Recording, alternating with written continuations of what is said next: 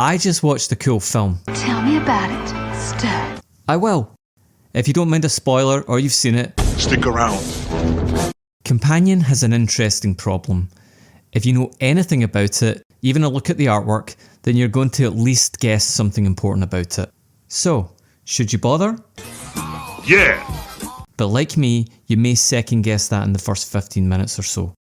Josh is taking his girlfriend Iris to a remote cabin, where his friend Kat is throwing a party with a rich Russian boyfriend. Iris is anxious about being around Kat because Kat doesn't like her.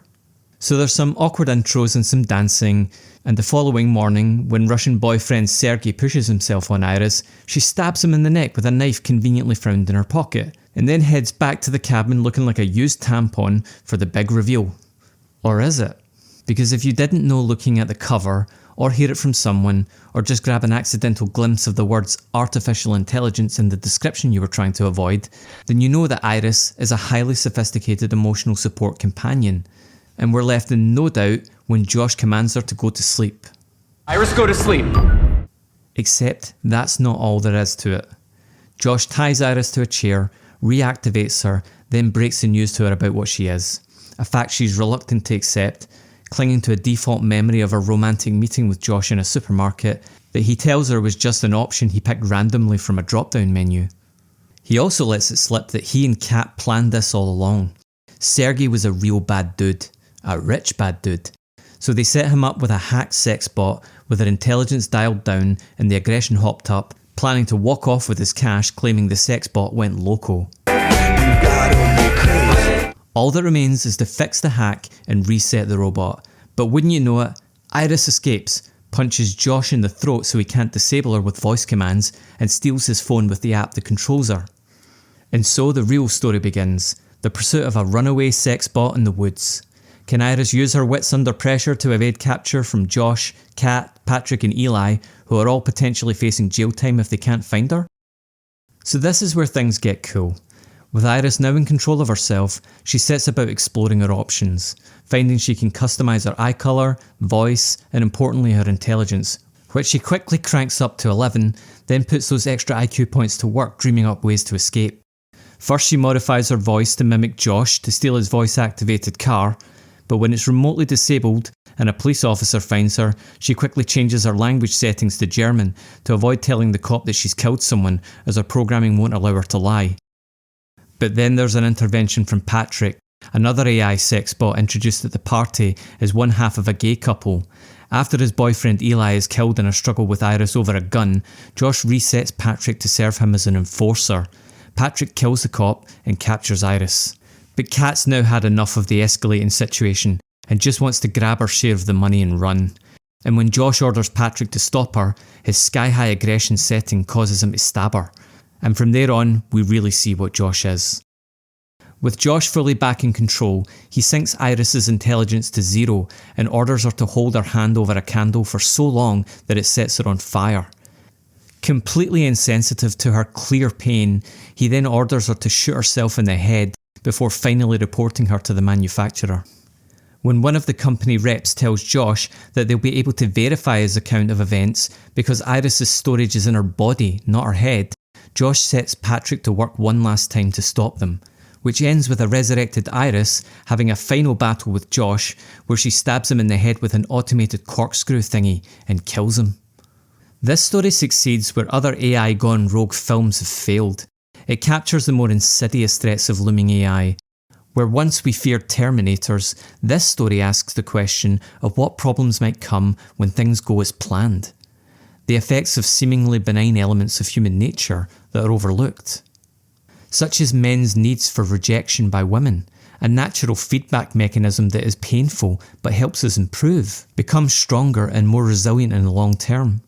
What happens instead if we have the option of avoiding those setbacks? What if we were just placated and pandered to and told we're just fine as we are? Some men think nice is all women want. And when that doesn't work, bitterness can fester and envy grows until they feel entitled to take what life owes them. Or the naive idealism of young women that needs pierced to understand the dangers of superficial niceness and the darkness it can mask. The paradox that strength is not the thing to fear, it's weak men who abuse their physical dominance. At its core, Companion is a simple story of an abusive relationship. The reasons behind them and the threats that emerging emotional support technology may inadvertently enable. And it's the perfect answer to a decade of filmmaking that has attempted to tell tales of female empowerment with unbelievable, unrelatable Mary Sues and girl bosses. Hollywood has been afraid to land a glove on their female characters, showing their struggles, but here, Iris's idealism is shattered. She takes back control, literally, gets smart, still feels the grip of her abuser's voice, but fights tooth and nail for her freedom. Her victory is well earned, scars and all. Women test men intuitively because life is hard. Even if you're the best guy and she's the best girl and you have the best circumstances, things can still be difficult, especially when raising a family. And since most of us are less than those ideals, it will be harder. Using emotional support AI to avoid rejection could work as a short-term crutch, but it could also deny us that which we need.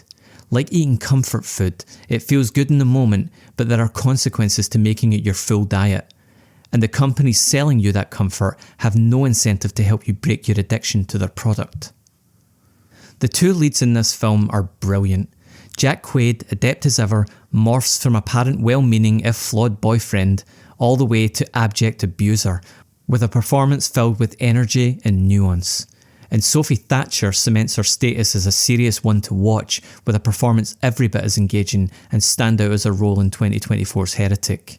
Going from innocent with a touch of neuroticism to brave and resourceful and desperate, remaining sympathetic the whole time.